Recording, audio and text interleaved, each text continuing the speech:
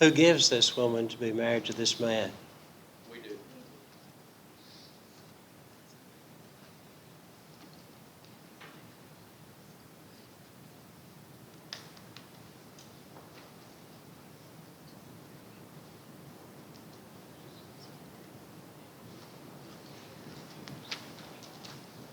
You may be seated.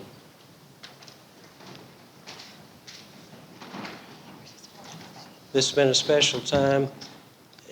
Most weddings are something I just have to do. This has been so enjoyable. All the way through the planning, the talking, the counseling stuff, the wedding rehearsal. And I'd like to take off this opportunity to invite you all back Sunday morning. I hadn't seen so many babies in a long time, and we would love to have y'all back. I promise you we won't pass an offering plate, though. To God, marriage is a serious and sacred institution. God created two institutions for our benefit, the church and the family. For Christians, the spiritual aspect of a wedding cannot be overestimated. You'll enter into marriage by faith in Jesus Christ. Your relationship will grow with each other as your relationship with Christ grows. Couples that put Christ first and in their home very seldom fail. Mary Morgan and Lourens, you have both testified, given testimony that you've trusted in Jesus as your Savior. You've been baptized publicly. You've joined a church. That's the greatest way to start a wedding, a marriage, a home, a Christian home. Jesus told his followers that there was really only one way to be saved and spend eternity in heaven, and that's by trusting in Jesus. For whoever shall call upon the name of the Lord shall be saved. Trusting in Jesus is the beginning and the basis of a good marriage. There are aspects of marriage to consider. One is marriage is a gift from God. In Genesis, we read, for this reason, a man will leave his father and mother and be united to his wife, and they'll become one flesh. God will not give you a gift that's broken or useless. It's a great gift he gives us. When you follow the instructions God's given, you'll find joy and encouragement every day in your marriage. Secondly, marriage is a picture of our relationship with God. God is faithful and will never leave us. In marriage, you will remain together through all of life's challenges, and there'll be unity, a trust that's there, just like God has. God is our strength, and we gain strength from one another. and God is one. He's the example of unity and togetherness. A godly marriage is a picture of what the church is supposed to be in relation to God: faithfulness, strength, and unity. Now, the Bible talks about godly love. Love is patient and kind, not jealous, not boastful. It's not arrogant or rude. Love does not insist on its own way. It is not irritable or resentful. It does not rejoice at wrong, but rejoices in the right. Love bears all things, believes all things, hopes all things, and love never ends. And then thirdly, marriage is a commitment. You're making a commitment before God today. It's not about feelings. Feelings come and go. But a commitment is forever. A commitment is through all of life's circumstances.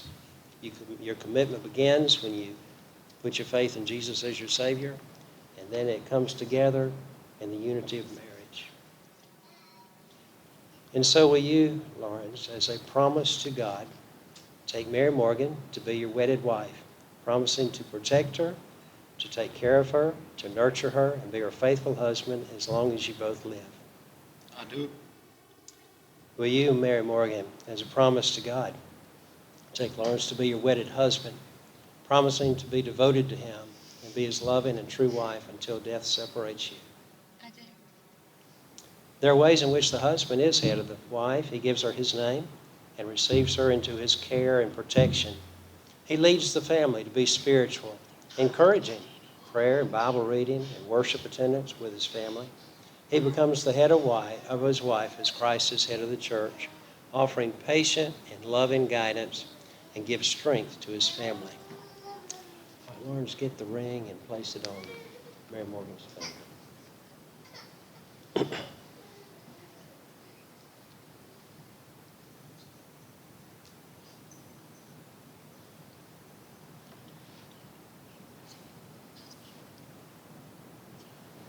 All right, and repeat after me. I, Lourens, I, Lourens, take you, Mary Morgan, take you, Mary Morgan, to be my wedded wife. to be my wedded wife. I promise before God I promise before God to give you all my love to give you all my love and faithfulness and faithfulness in sickness and in health, and in sickness and in health, in sorrow and in joy, and in sorrow and in joy, and in times of prosperity in times of prosperity, as well as times of need, as well as times of need, as long as we both shall live. as long as we both shall live. In the Christian home, the wife is to work with her husband, deferring to his guidance and allowing him to lead in spiritual commitments. Marriage is a relation between a man and a woman in which the independence is equal, the dependence is mutual, and the obligations are reciprocal. Mary Morgan, you want to get the ring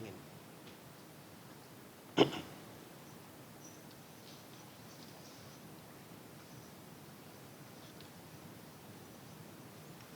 all right, repeat after me. I, Mary Morgan, I, Mary Morgan, take you, Lourens, take you, Lourens, to be my wedded husband. to be my wedded husband. I promise before God I promise before God to be your loving and faithful wife to be your loving and faithful wife in plenty in plenty and in want, and in joy in joy and in sorrow, and in sorrow, in sickness in sickness and in health, and in health, as long as we both shall live. as long as we both shall live. The unity candle has come to represent the unity of a couple who join their lives together in marriage. One candle represents the family of Mary Morgan. One candle represents the family of Lourens.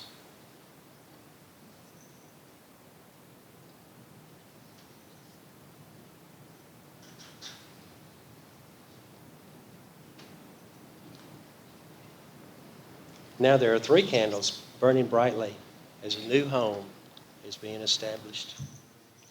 Today you've repeated a solemn vow before God. From this day forward, you have promised to look to God for direction and to each other for support and nurture.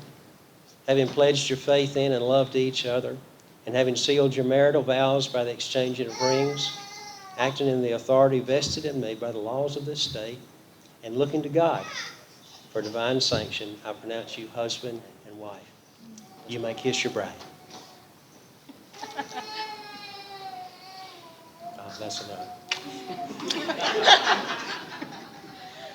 I present to you Mr. and Miss Lourens, the Janger.